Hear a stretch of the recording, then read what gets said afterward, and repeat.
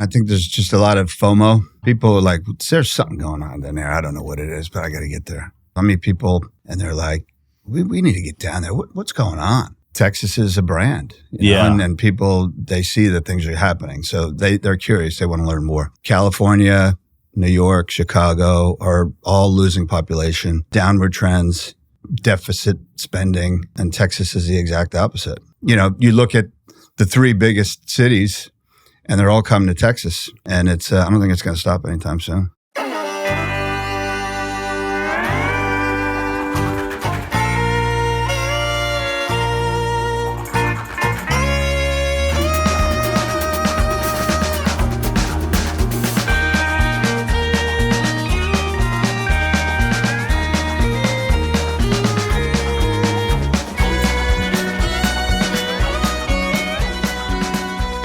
Ed Curtis, how we doing today, bud? I'm doing wonderful. How are you? Man, thanks for nice making drive up from Austin this morning. Thanks for making the drive up to this morning to come see me. Yeah. Not actually. You got other business up here, but I appreciate you I swinging love by. coming to Dallas. I mean, this is where I cut my teeth in Texas. I know. 1993, long time ago. 1990. I was 5 years behind you, 98 when I moved up here. Okay.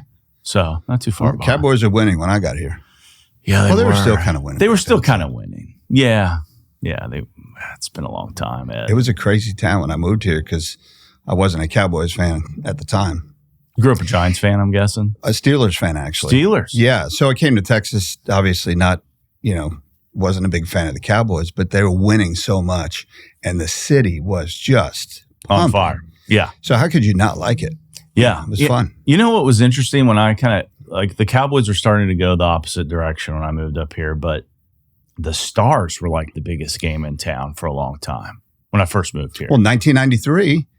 They had just moved from Minnesota to Dallas. Right. Yeah. And then they won the Cup in 99, and the town was just completely abuzz at that time with all about Stars.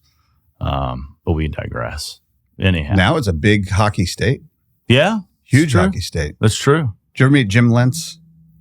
Jim Lights. I obviously know who he is, but I never got to. He was the president of the Stars, and he used to work for the New York Rangers. But he's been in the business forever. And talk to him if you can. Yeah, he talks about the evolution of hockey in Texas and how it started in '93 when Minnesota moved here, and then now there are hockey programs all over the state. Yeah, kids from southern states playing for the national team. Yes. Speaking of the national team, did you see that a couple days ago? Against Canada. Oh, yeah. I've heard. I didn't see it, but of course I heard.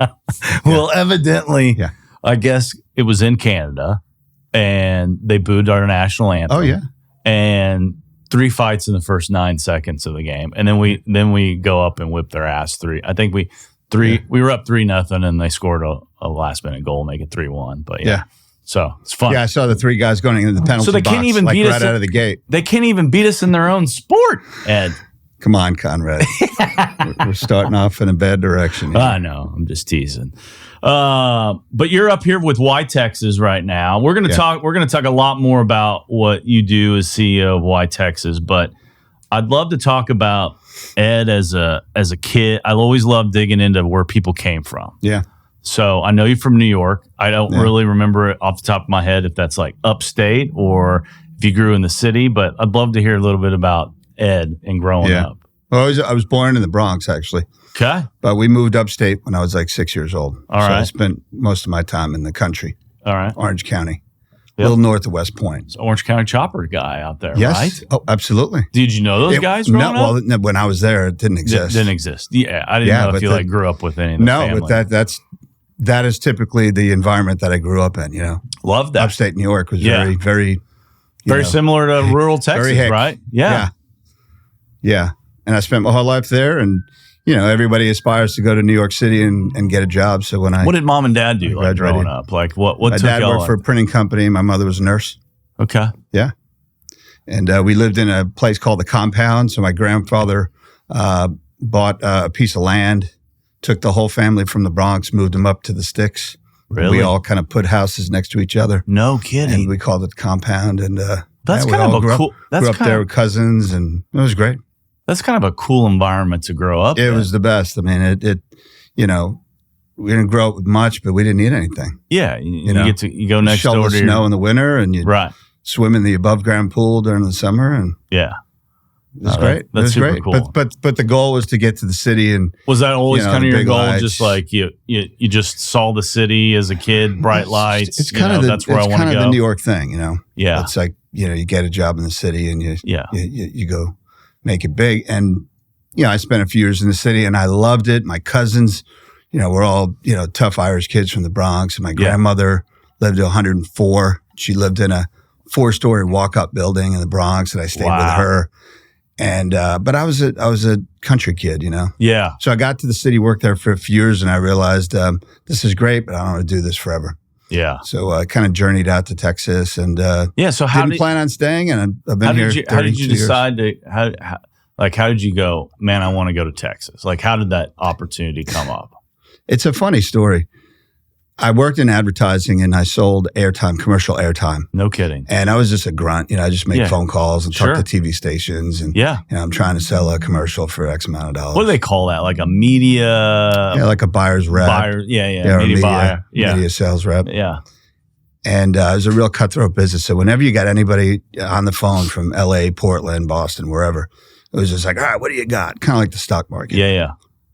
Well, whenever I called Texas, the people were like, well, how you doing today? And I was like, I'm in good. How are you? What's it like up there? Is it snowing?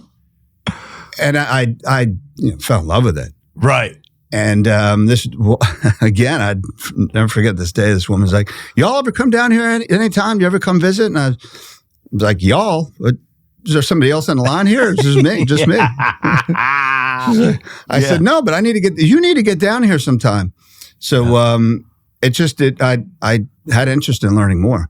And I wanted to get out of the city. I had no idea where I want to go. I was only 23, 24 years old. Sure. And there was a guy that worked in the office who transferred to Dallas. And he's actually a great friend of mine till this day. That's awesome. And a woman in the office said, look, if you're going to make a trip down there, give this guy a call. He lives in a place called The Village. Yeah. Oh, yeah. And that was the beginning of the end. Yeah. And then I moved to Texas, and then that was it. Yeah. Wow. Forever, yeah. That's a great story. Family wasn't crazy about it. Like, what are you doing? Yeah. I'm like, I don't know. Figure it out. There is something to be said about just like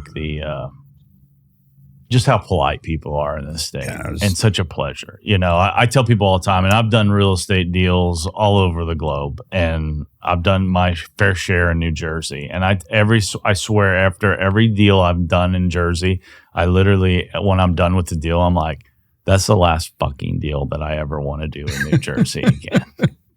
It's just everything's a transaction. Yeah, everything's everything. Everything's a transaction. Buying a bagel, a hot dog, or closing a real estate deal. It's like, all right, have a good life. Yeah. Well, it's like, it's just that mentality up there that like somebody's got to win, or, it's just so confrontational versus I think here it's like, hey, how do we all win? Yeah. How do we all win together? Well, that's an uncomfortable situation for people to be in when they're not used to that. Yeah. And you move here and people are nice and what's the agenda? Right. And there is no agenda. There really isn't. No, you're right. You're right.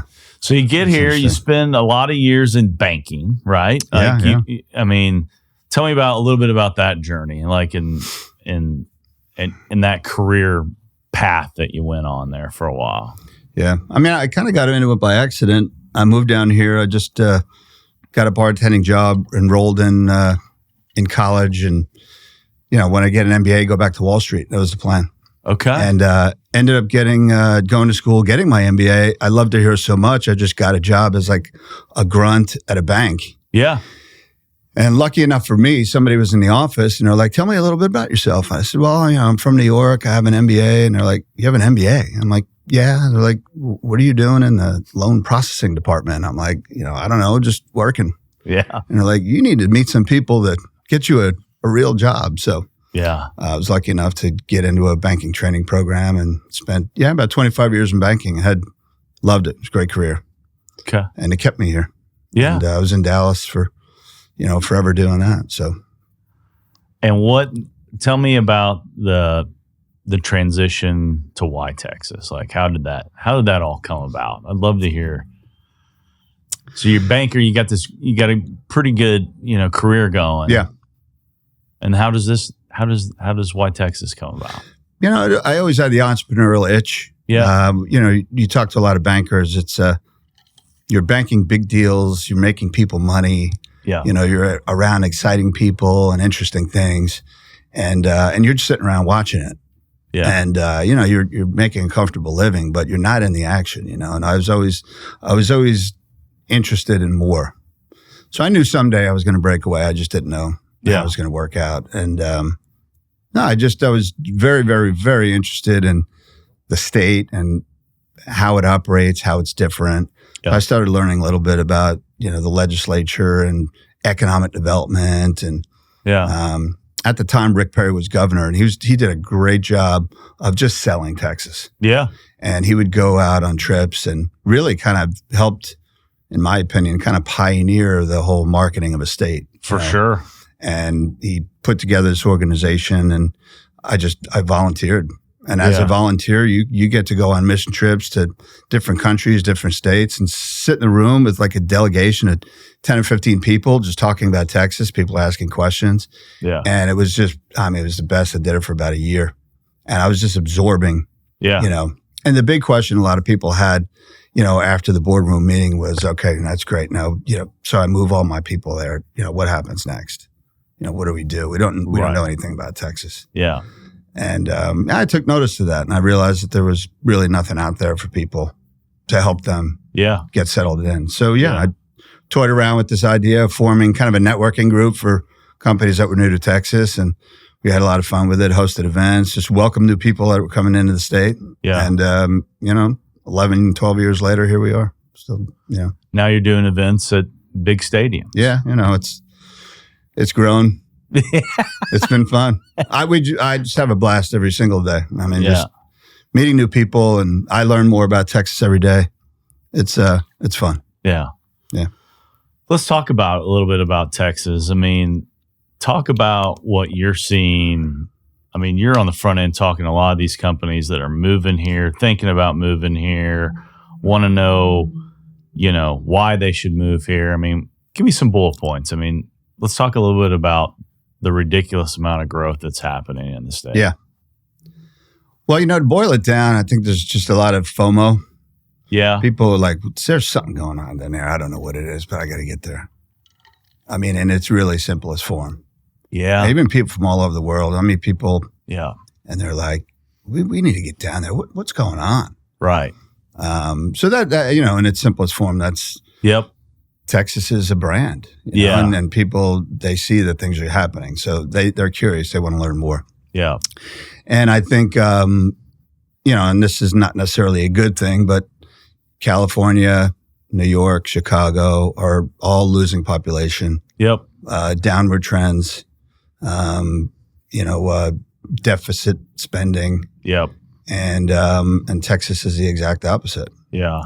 So, you know, financial. We have like 50 billion surplus or something like that. Yeah, I can't even. Yeah, it was, you know, 30 something billion last session. Yeah. I don't know what Hager came out with this year, but yeah, it's right. 30. I mean, the last numbers I had was, and they're probably a lot worse than this. California was like 35 billion negative, and we were 35 billion positive. Yeah.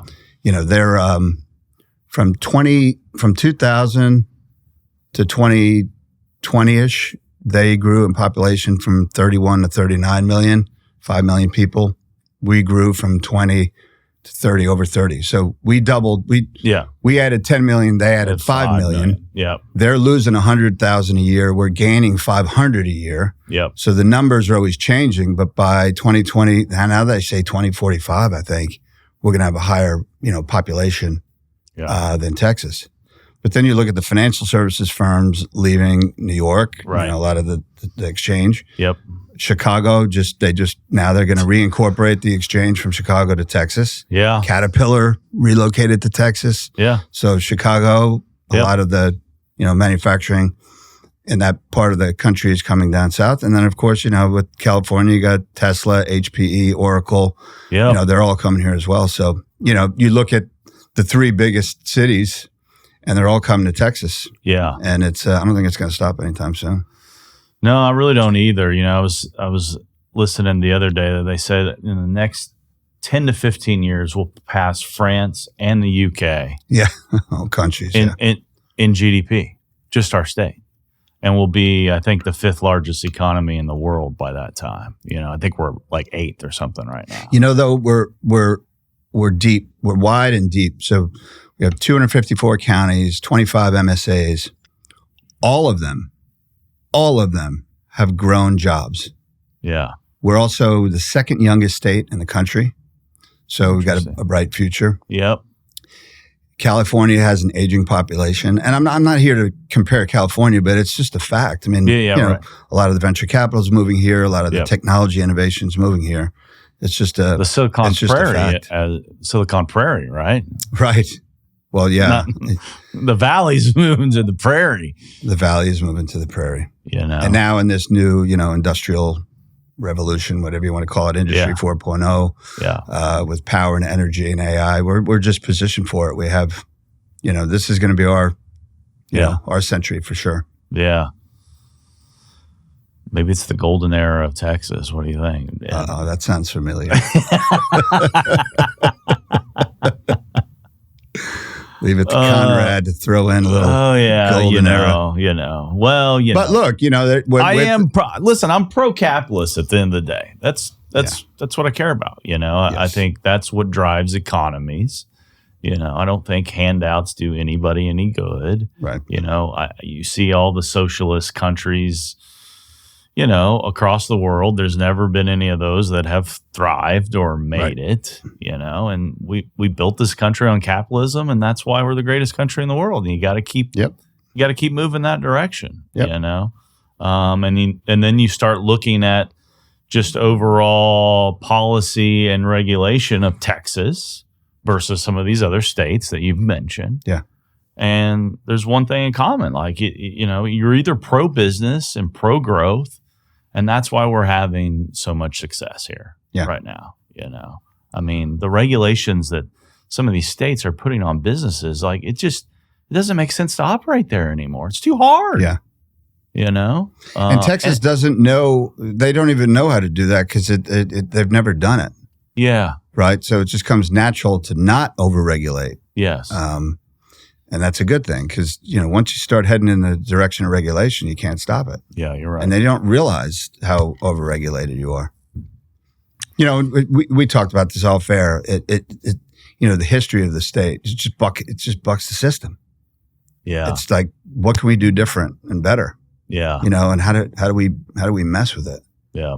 I'll never forget when I moved here, it was in the 90s. So it was past the savings loan, but, real estate would go through their boom and bust. Oh, for sure. And whenever there'd be a real estate bust, you just see cranes everywhere. Yeah. And I was like, what's going on? Are these people out of their mind? Every other state is, they're cutting, I'm like, and they're building. Yeah. And that's just, that's the mindset of Texas. Like, look, we just got to keep building, keep moving, keep innovating. Yeah. And figure it out.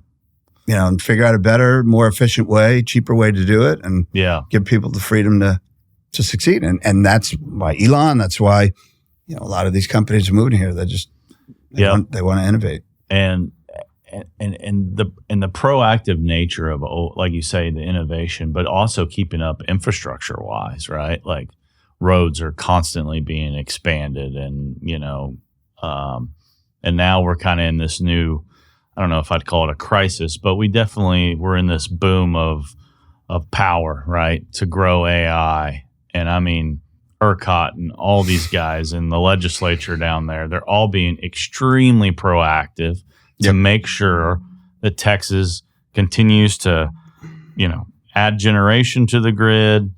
And so that we can be the leader in really all this AI and, Bitcoin and all this, technology-driven infrastructure that's so critical to the success moving forward. Yeah. It's wild. And it's complicated. Very complicated. Yeah. And we're competing with other countries, other nations. It's right. We're not competing with ourselves really anymore. No. So there's got to be a lot of collaboration within the United States. That's right. And I think Texas could be a model for that because there's a lot of collaboration in Texas. Well, it's either us or China, right? And so are we going to let China beat us to the AI game or not? And so I'm glad that we're taking a proactive approach to that. And we'll see what goes on in the future. But I'm pretty excited. Yeah. What do you see for Texas in the future? I mean, what are you most excited about right now? Well, look, I mean, I live every day to bring the state together more, to connect the regions and people who wouldn't normally ever meet. That's my job. Yeah, is to connect people I wouldn't meet and continue to grow the pie here in Texas. So, I think a lot of what's happening in West Texas with Stargate or potentially with Stargate, the border with a lot of the activity with SpaceX and trade with Mexico. Of course, Houston with the energy transition and all the opportunities we have there. And you just kind of go up through Austin with a lot of the innovation and technology, biotech research, and all the military bases that we have in San Antonio. Take yourself up to Dallas-Fort Worth with all the aviation, financial services. You connect all those together, and I mean, it's pretty wild. You have an unstoppable diverse machine. How diverse the economy is here. And it's like every different region does different things. But they're all working together to solve for the greater good. You know. Yeah, I mean, it's wild to think about. Everybody's calling it Y'all Street now instead of Wall Street's kind of slowly moving here, and I don't think anybody would have ever thought that 10, 20 years ago, and now Goldman's building, what is it, 500,000 square feet of office space? I mean, it's a big building. Well, they've been building for a while, yeah. Oh, yeah. They've been planning for a while. And I think I read a stat recently, I think 1,000 of those employees, is it 1,000? Make over 7 figures a year or something. Really? Yeah, that are going to be moving here. Isn't that wild? It's wild. So what's that going to do to real estate prices inside the bubble, right? I mean, look, it's, New York, Chicago, LA, they're all really, really expensive places to be. Yeah. And, it's pretty much what's going to happen here. But, if you're in that business, you want to be there. Yep. If you think about that as well, obviously the population growth and the wealth that's moving to Texas, of course, attracts a lot of these firms. Yeah. But they're all technology companies. Yeah. They're people businesses, but they're also technology companies. So what powers technology? Energy. Yep. Data. Yep. And we're at the center of all that. So it's I mean, we've got exciting stuff. A lot of the angles covered. So if none of y'all have ever attended a YTexas event, the last few years you've had it at, I'll call it Jerry World. Okay. Right? It's Cowboy Stadium, whatever you want to call it, AT&T Stadium. This year you're shifting down to Houston. Yeah. First time. Mm-hmm. Tell everybody a little bit about tell them about that event and what you can get out by going and participating. I was trying to think of a comparison. It's kind of like, a World Economic Forum, CES, and South by Southwest. Just, put it all in one place. Yeah, that's a good angle. Leadership talking about big issues in the state. Yep. Again, just connecting people that wouldn't normally meet, a CEO of an energy company in Houston with a mayor in West Texas, and, put them on a panel and have them talk about what their respective regions are doing. And then the goal at the end of that is for those two to continue to maintain a relationship and do business and do transactions. Yeah. The South by Southwest side is, we just like to have fun. Yeah. The only way to really get people out to an event now is you need to make it fun. Yeah. And so, of course, the stadiums have a lot of technology. Sure. We've got fields. So we got, pitching contests in the bullpen and, stuff like that to get people interested in the event. And then the CES part is really just showcasing technology, use cases. Yep. What does it really mean to have AI in the energy industry? And how can that relate to you? If you're in the real estate industry, most of the time you go to real estate events. Why would you go to an energy event or a technology event? And that's what we're trying to show is that it doesn't matter what you're doing in Texas. There is going to be information, entertainment, and connections at this event where you can't not be there. So our goal with this is to make it the must-attend event in Texas every year. Last week of September, first week of October, every year. Yeah. At a cool venue. I expect us to be in Houston for a couple of years, but you know, and just have fun. Celebrate for Texas. Sure.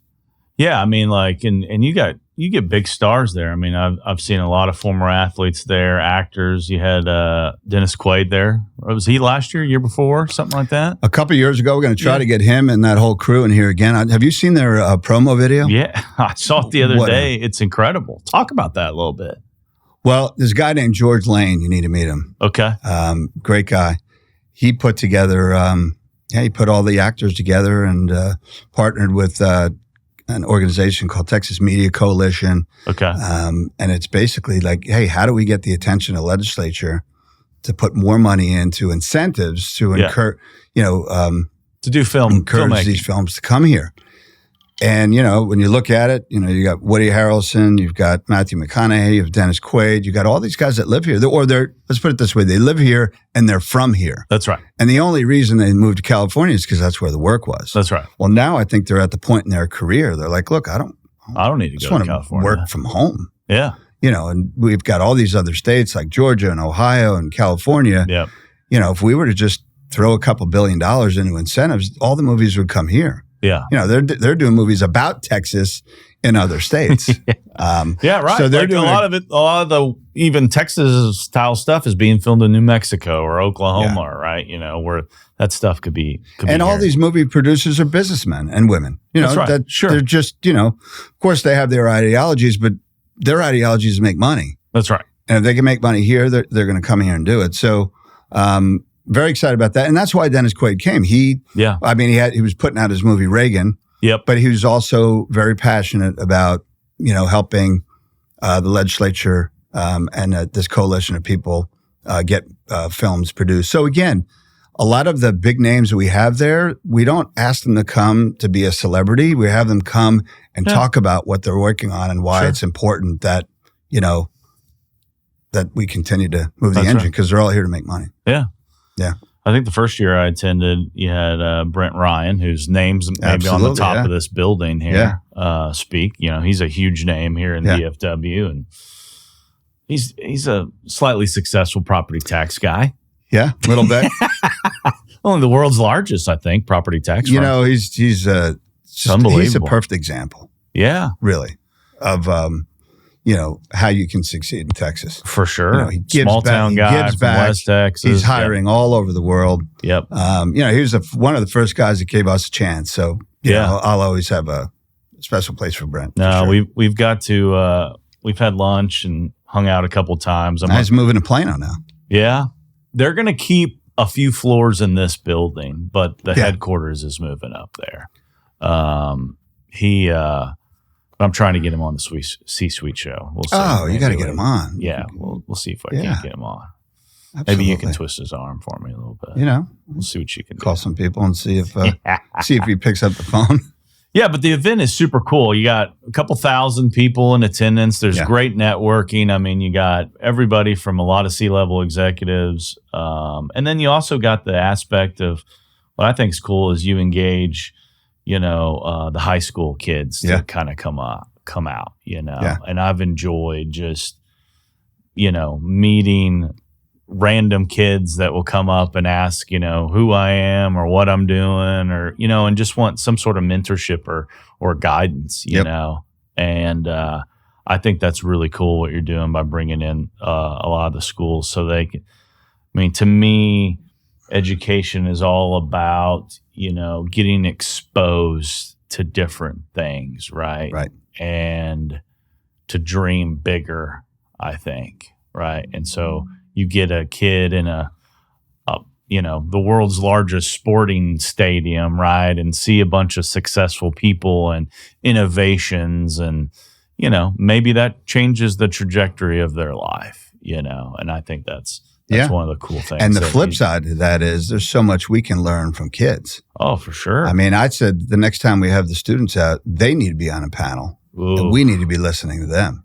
That'd be great. Because the way people are consuming content now, is, I mean, they know They know. they know buying habits and Yeah. and all the tricks. There's no doubt about it. Yeah, it's Yeah, that would be fun. wouldn't that be fun? Yeah. But, I mean, to give you, I mean, I moderated one panel, and I still keep in touch with a few of those guys that was on that panel with me. And Meelis, Anton with Clevon, he's one of the great examples of the whole, like, why did you come to Texas? And I love telling his story a little bit. Like, his company was based in Estonia, but they wanted to establish a presence in the U.S. Mm-hmm. Well, I mean, in Estonia, you probably think of New York City, at first, right? Because that's the city of the United States. But ultimately, like, he didn't feel wanted at all, to move Clevon in their headquarters to. Right. And so he spent some time in Texas, and he was just, ultimately, he's like, this is where we want to be. This is where the growth is. These people want us. Mm-hmm. They're willing to embrace us. And he's huge on Texas for sure. Well, and they're in Fort Worth and Alliance, very pro autonomous vehicle testing and all that. Yeah, and let me tell you, Meelis, and he's not leaving. No, he's going to stay. Oh, and for probably, work for another company or start his own company or grow his family here. And I think that's the story. There's a lot of migration here, but very few people come and leave. They stay. Yeah, and he'll stay. He loves the pro Second Amendment life here in Dallas. Did you know he's a big gun guy? I didn't. I had no idea. He's like know that. big into like competitive target shooting type stuff, and he goes all around. I could see that. Yeah, Southwest, and he talked about growing up in Estonia, like nobody had guns, right? Right. And he gets over here, he's like, oh my god, this is pretty cool, and. So he's embraced the Texas life for sure. Look, I think a lot of international migration is, is great for the state. We've got a lot of innovation and technology coming here from Europe and other parts of the world. So melting pot for sure. Yeah, and then the fun part, I was a former field goal kicker, so y'all had kicking. You were? Did you not know that? No. Oh yeah. Way back in the day. Should have had you out there kicking field goals with Gronk. Was Gronk there? No, Gronk wasn't there, was he? Yes, he was. Last year? Well, Chris was, yeah. He's been there every year, yeah. But I went out there and kicked a couple field goals. Made me feel good, like my old days. That's pretty good, even to be able to do that. It's not easy to kick a field goal. It's really not, Really? People think it's pretty easy, right? They just, But I played a bunch of soccer growing up, so that's kind of right. And I was a really small guy. My dad's like, if you really want to play high school football, son, like you need to learn how to kick a field goal because you're going to get smushed out there. You need to learn how to punt and kick. Yeah, punt and kick, and so that's great. It took me to college, and it's all fun. But a couple buzzer beaters, maybe back in the day. Yeah, really, it's good stuff. What kind of pressure? I mean. It must be. I would never wish that pressure on my children. Really? Yeah. I'll tell a story. It takes a special person. I mean, my freshman year of high school, I got moved up to varsity. I was 5'6" and I weighed 105 pounds. Not exaggerating. I was tiny, man. Small kid. They wouldn't even let me kick off because they were worried that I would get crushed. Right. Yeah. And I remember they put me in the program at 115. And I was like, wow, I'm big. I was really a $105. I'm not exaggerating. But hadn't missed a field goal all year. Got to the playoffs, second round of the playoffs, and ended the game, missed a 32-yard field goal, wide left, high snap. But I still should have made it. And, man, that was tough as a 14-year-old kid to lose for your hometown team, that in Texas, that's such a kind of big deal, especially small town Texas. Right. But I think what that did for me was it gave me a lot of, it made me tougher, and more resilient, and gave me just a drive to probably be better, in life. But yeah, I mean, being a field goal kicker is hard. You want to be a punter. Punter is a way easier job, man. Yeah, because even if you shank it, it's not the end of the world because like the other team still got to go score or whatever. They're never going to blame it on you. Right. I just can't imagine like the guys who Scott Norwood, right? Buffalo Bills, wide right. Like, dude, to lose a Super Bowl, that's tough. That's tough, man. It doesn't get any bigger pressure than that. But you got to move on, right? You got to move on. Life's too bigger short than a field goal. Yeah, for sure. But no, when you're at 14 years old, that's a good life lesson, right? Oh, I mean, you got to move on. And so I think that's, I think those things just, they shape you for life, right? And I think ultimately missing, having something that was so traumatic to me way back in those days probably is one of the best things that helped push me for the rest of my life. Absolutely. Absolutely. But playing with those big boys at $1.05, that's why Mr. Madsen is so tough, man. I grew to 5'11" between my freshman and sophomore year, and I was a whole $135, I think, when I graduated high school. Wow. Yeah, it really got ripped. But that's why I was a field goal kicker and not a middle linebacker, if you will. Now maybe I could have played on the offensive line. But never know. So where do you see kind of the evolution of YTexas? Like where do you see it in 5-10 years? Do you kind of envision any I'd love to hear. Yeah, like most companies, technology, AI, content is really, the takeaway from a lot of our events, aside from the fun networking and the, using the field and all that is all the content that comes out of it. So of course, all the, AI strategies that everyone else is using, we're using to share that information for the benefit of not only the people that are, telling the story, but also to provide good content for people to learn more about Texas without having to come to an event or, finding a trusted resource where the stories are coming from people that are doing the job, not a news source. Yeah. So, YTexas.com, we're putting a lot into that.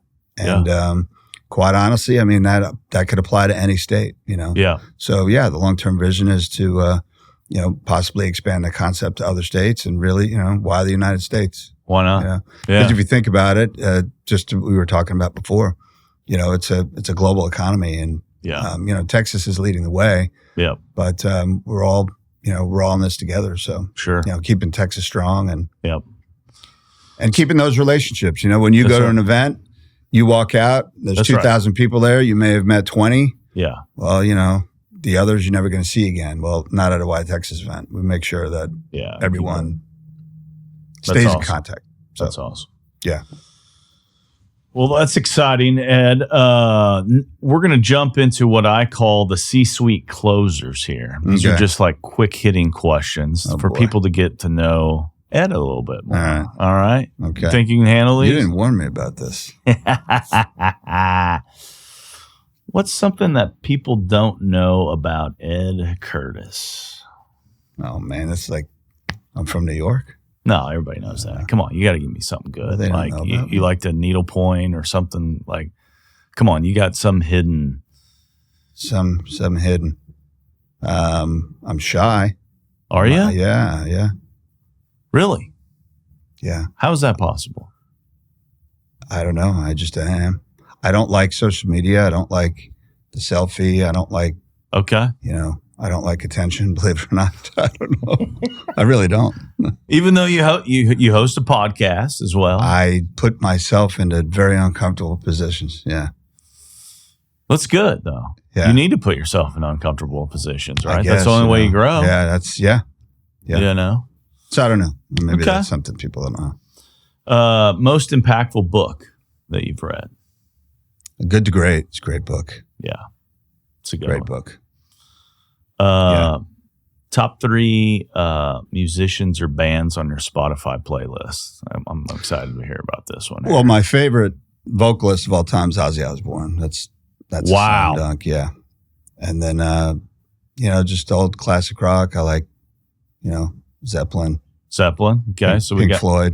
Pink Floyd. Probably the best band of all time, Pink Floyd. Okay. Have you embraced any country since you've moved? Oh yeah, no, I love country. You know, I turn on Spotify and I just put on, you know, new country and okay. I really don't know a lot of the artists or the songs, but I love all of them. I'm a big country fan. Yeah, I mean, living down there in the live music capital of the world, you got to like a little country down there. And then they have the Country Music Awards in Frisco, and yeah, it's true. We got biggest rodeos in Houston and Fort Worth. So absolutely. Okay, good. I was just making sure that Texas is rubbing off on you on your music genre. Oh yeah, George Strait, greatest of all time. Yeah, I mean, pretty much the king, right? I mean, let's be honest, he's the king. Well, look what he did at Kyle Field. Yes. Broke all kinds of records. 61 number ones. I mean, unbelievable. It can't be touched. No. If you could live anywhere else in the world besides the great state of Texas, where would it be and why? Probably Hawaii. Why? Yeah, I love the beach. Love the beach. The serenity of, you know. Positives, waves. Not Honolulu, but maybe Maui or somewhere off the beaten path. Yeah. Okay. Yeah, for sure. Love it. You got a favorite restaurant in Austin you want to share with the folks online that are listening to the pod? I mean, where you got like a little spot that you go to a lot? Not really. Red Ash. I like Red Ash. Red Ash. It's an Italian restaurant in downtown Austin. Okay. I love Italian food being from New York, but it's hard to find good Italian in Texas. So it kind of is, isn't it? Yeah, I mean, yeah. You know what I've learned is it's. I mean, I love the steak. I miss Bob's and Perry's living in Austin. I mean, I think they have. Yeah, Perry's in I think the steakhouses are definitely better. I love the steakhouses Dallas. in Dallas. Yeah, y'all got better barbecue, right? Just so many more options down there from a barbecue standpoint. I still haven't been to Franklin's. I don't think I can do the wait an hour and a half to get barbecue. Right? Have you ever done that? Like at Franklin's? No, I never have. Yeah, I never understood it. I don't understand. Like, it can't be that. I love barbecue. A lot of it tastes the same to me because it's all good. Yeah. There's a place called It's All Good Barbecue too in Austin. It's really good. But I learned that most of the Italian in the state is Albanian people. Yes. Did you know that? Well, no, I didn't know that, but I knew my favorite Italian restaurant or pizza place when I lived in New York was owned by Albanians. When I lived in Dallas. I met this Albanian guy recently. He was telling me, Is it off Royal Lane? Oh, I can't remember. There was okay. But basically he's like 95% of every pizza joint that you're going to go to here in Dallas is Albanian owned and operated. And I was like, I had no idea. Yeah. But that's their little niche, I guess they got. Right. So no, there's no good Italian in Austin that you found. Not really. No, it's not. It's not a lot. If you want to get it, you just go back to the motherland. I live in Lakeway, so there's really nothing nice unless you go downtown. Yeah. And I don't go downtown as much, but Austin is, booming with restaurants and entertainment like you've never seen. Okay, so let's stay on this Italian train. If you go back to the city, New York, I don't even remember any of them. Don't remember? You just down Little Italy, you find it was just and my mother and grandmother were Italian, so that we didn't go out to eat Italian. We ate it at home. Right. Yeah, this is true. I mean, to me, Italian and Mexican are just the two best cuisines. They are. I mean, it doesn't get any better than no. No. No. My whole mantra in life is impacting others. Ed, is there any charities that you're involved with, or any nonprofits that you'd like to mention that you're passionate about on the show? Yeah, I think any organization that helps kids just learn about life. Yeah. Whether it's junior achievement or we're partnering with groups called Skills USA and First Robotics. We work a lot with the NFL Alumni Association, which helps just kids learn about life. Yeah. Always been passionate about that. That's awesome. Yeah. And of course, there's a lot of philanthropy, foundations and organizations in Dallas Fort Worth. And, that is one question when I asked executives that moved to Texas, what is the thing that surprised them the most? And they said it was the philanthropic nature of corporate giving. Yeah. And it's an obligation that people have. And you don't just give for the tax write-off. You actually give because you care. Well, ultimately, you got to realize like the government's not going to take care. Like private citizens, have to used to be the church and the and our parents. That's right. But yeah, the private citizens are really what drives the success of cities. And it certainly isn't the government. So if everybody just takes that approach and gives back, whether it's time or financial or whatever. I mean, I think my favorite thing to do is I get so many kids that reach out that just want to go have coffee or breakfast, and I always make time for, I'm like, here's Amy's info. She'll get you on the calendar. And I love to me, giving them time and trying to give some sort of guidance to them is what it's all about. Because somebody gave me time, 25 years ago and got me into this industry and ultimately changed my life, so. If you could have coffee with one historical or famous figure, who would you choose? I guess if I were to pick one, probably like Lincoln. Yeah. I mean, if you really think about it, it's just his life. Yeah. And then all the, trials and tribulations, what he stood for. Yeah. I think most people can resonate with that. It'd be interesting. I need to read more on Lincoln. He's a fascinating individual. Who's a huge study of him is Harlan Crow. Harlan's the campus down there. I mean, he's got Lincoln artifacts just everywhere. Yeah. He's even got like bloodstained sheets like from Lincoln's deathbed, like really encased in museum type stuff. That was. I mean, he's got some really neat stuff about Lincoln all over that campus. But what an unbelievable guy. Yeah, he just thought differently than everyone else, and was passionate and didn't stay. Nope, stayed focused. And ultimately got it all done. So where can folks find you, or say more about YTexas? Yeah, YTexas.com. The letter Y. Okay. Texas.com. There you have it. The great Ed Curtis, ladies and gentlemen. Thanks for swinging by, bud. Hey, I want to thank you too. I mean, you've been a great guy to me, and it's always good to know you and see you. I'm so glad you invited me on. No, it's great every time we get together. Yeah. And I always love just jumping on calls with you and shooting the breeze. I learn a lot from you. So I don't know about that. Yeah, but I do. I appreciate everything you've done for me as well, bud. You got it. All right, man. Thanks. Take care.